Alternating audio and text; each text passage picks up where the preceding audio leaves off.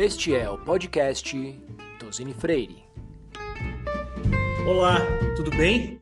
Me chamo Maurício de Carvalho Góes, eu sou sócio da área trabalhista e previdenciária de Tosini Freire e hoje eu estou aqui com a nossa advogada sênior, Bruna, para conversar sobre um assunto extremamente importante e atual, que é a precaução no teletrabalho.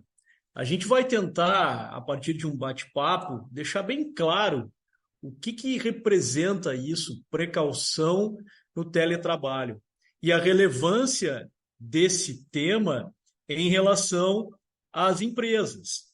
É muito importante que a gente consiga entender o que significa precaução e nesse novo cenário, que antes o teletrabalho era uma exceção e acabou hoje ou virando regra ou virando uma modalidade híbrida dentro do trabalho.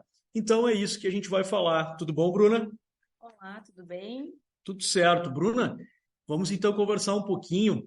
Eu acho que é importante, antes da gente definir o teletrabalho e entrar no tópico da precaução, acho que seria interessante falar um pouquinho sobre essa evolução, né? A própria história do teletrabalho, como é que surgiu, porque parece que teletrabalho só surgiu com a pandemia, e não foi assim, né, Bruna? Exato. O teletrabalho surge com a evolução da tecnologia e, apesar de não termos uma data exata, o termo surge nos Estados Unidos em 1973. Já no Brasil, a discussão inicia na década de 1990, com a Lei 13.467, que regulamentou o teletrabalho aqui no país. Pelo artigo 75b, considera-se teletrabalho ou trabalho remoto a prestação de serviços preponderantemente fora das dependências do empregador, com a utilização de tecnologias de informação e de comunicação, que por sua natureza não se configure como trabalho externo. Ainda, em seu parágrafo único, estabelece que o comparecimento às dependências do empregador para a realização de atividades específicas que exijam a presença do empregado no estabelecimento não descaracteriza o regime de teletrabalho. Entretanto, o teletrabalho foi positivado na legislação brasileira somente em 2011, com a alteração do caput do artigo 6º da CLT. A Lei 12.551 de 2011 equipara o teletrabalhador aos trabalhadores tradicionais. Com isso, foi necessária a alteração do enunciado interpretativo da súmula 428 do TST, que não reconhecia o uso de aparelhos de telecomunicação como caracterização do sobreaviso. Como nem a previsão contida no artigo 6º da CLT e nem o entendimento da súmula 428 do TST consideravam as características específicas do teletrabalho, foi preciso inserir o capítulo 2A dos artigos 75A ao 75E, o que aconteceu com a reforma trabalhista de 2017.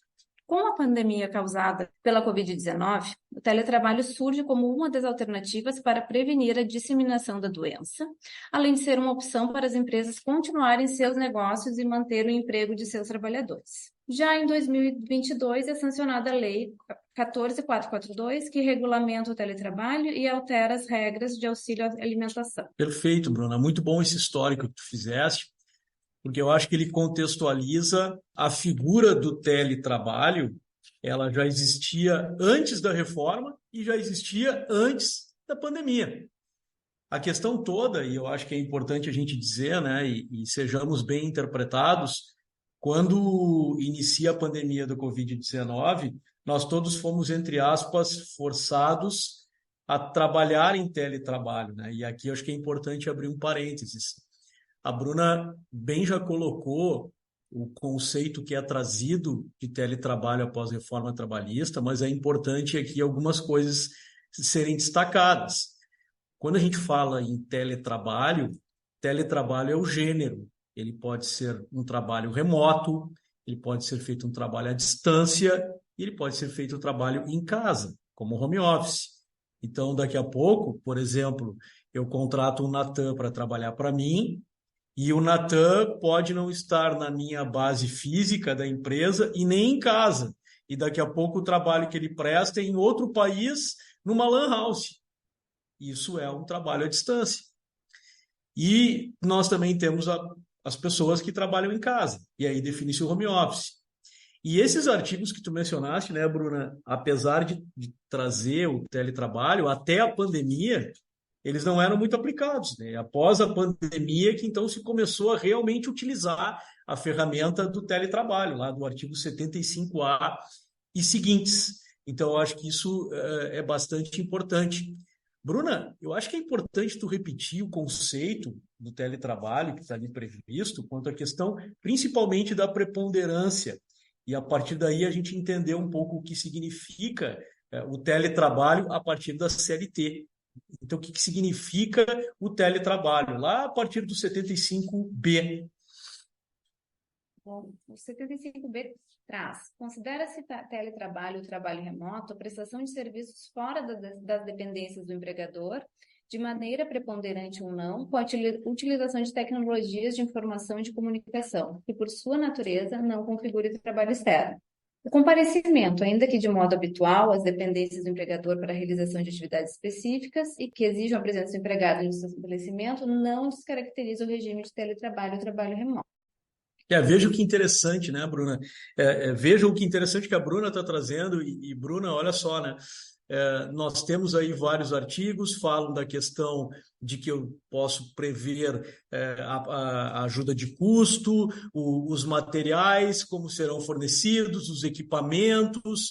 Inclusive, o artigo 62 da CLT tem uma hipótese específica que não haveria necessidade de controle de jornada dos teletrabalhadores que prestam serviço por peça ou por tarefa, traz as questões formais de que tem que ter um aditivo.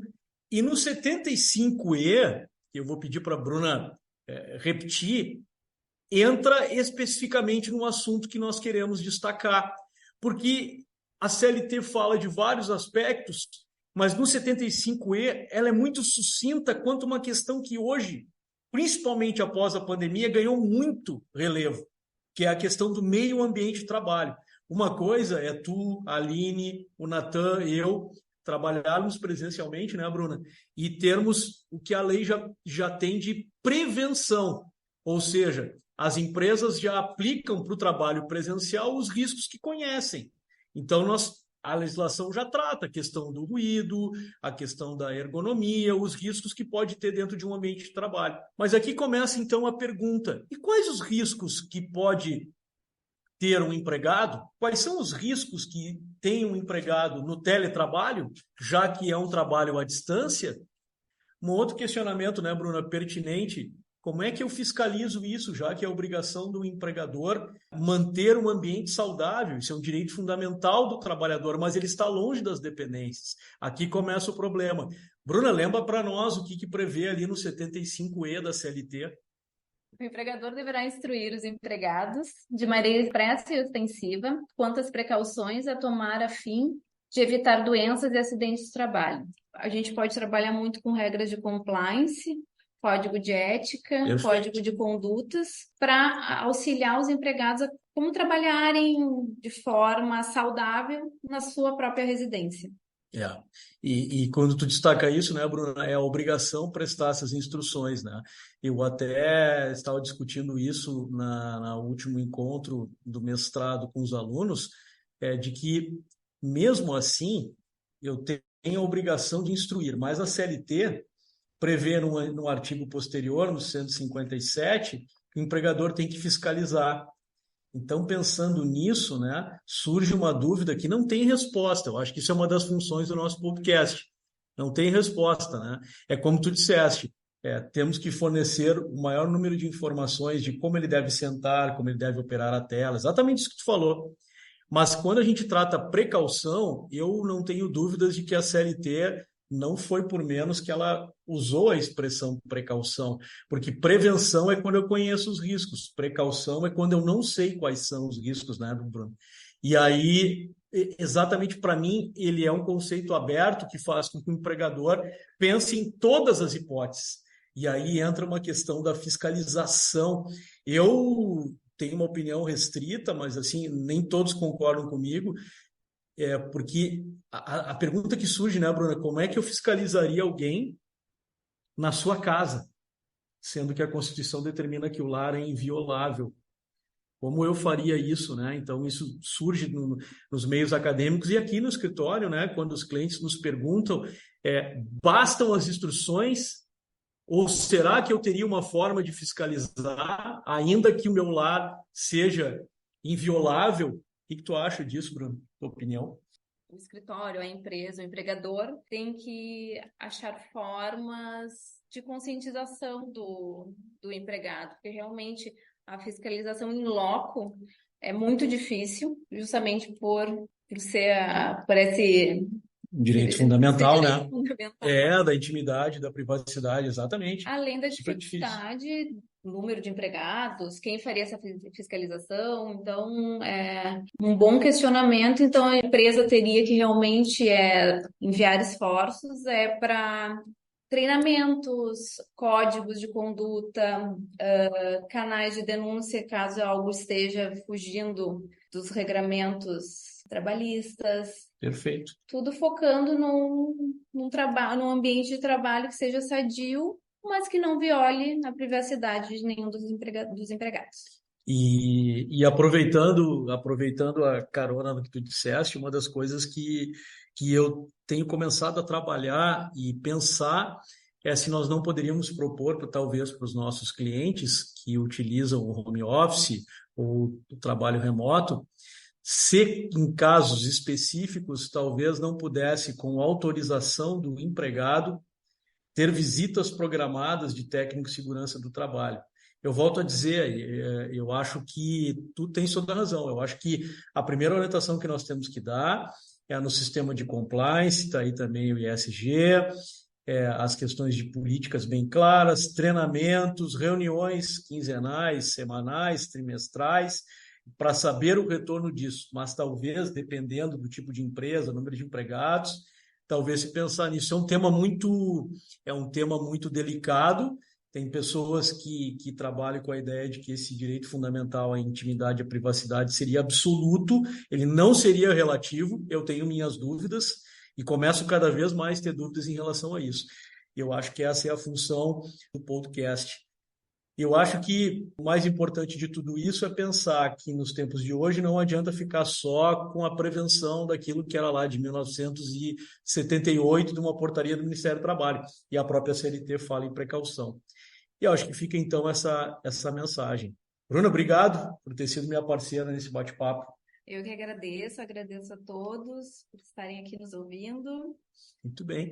E a gente convida também a todos para nos seguir nas redes sociais e acompanhar todos os nossos podcasts, não só em direito do trabalho, mas também nas outras áreas do direito, já que nós somos um escritório full service, então vários temas estão semanalmente sendo destacados pelos sócios e advogados sêniores integrantes da nossa equipe. Muito obrigado.